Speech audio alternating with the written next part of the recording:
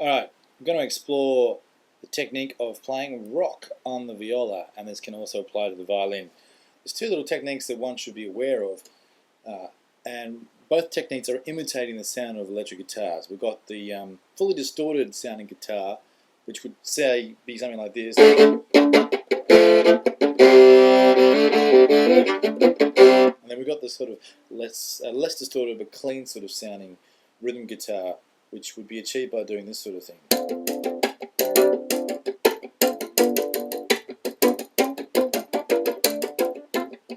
Now, two techniques. One is that the first one, the fully distorted guitar. Now, we're impersonating the sound of a distorted guitar. We're not actually putting this through any effects. So this is the acoustic sound. So it requires full contact of the bow on the string, but it also requires a lot of lower half technique. And of course, most fiddle players find it hard to play down here. But once you get used to it, you'll find you've got a lot of possibilities. A good way to start is just to do repetitive downstrokes and do what I call the chop, which is essentially the sound of a snare drum. And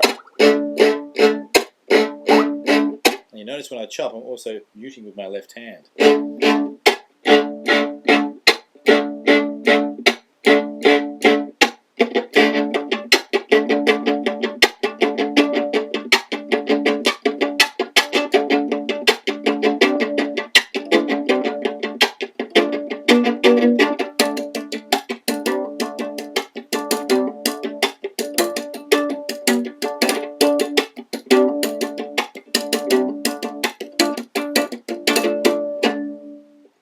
So the muting was the same each time then, but I changed the bowing from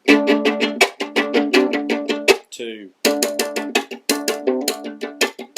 And this technique here basically just requires a vertical throwing from about a couple of inches above the strings, straight down on to the strings, and of course that motion causes the bow to actually physically bounce back up, like so. So you're using that to your advantage. So it's just those little pulses, boom, boom, boom, boom, and so therefore you can double it.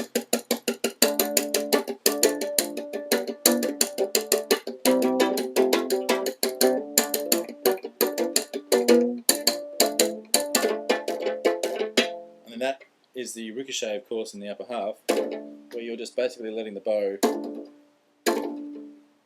but trying to control it at the same time. So.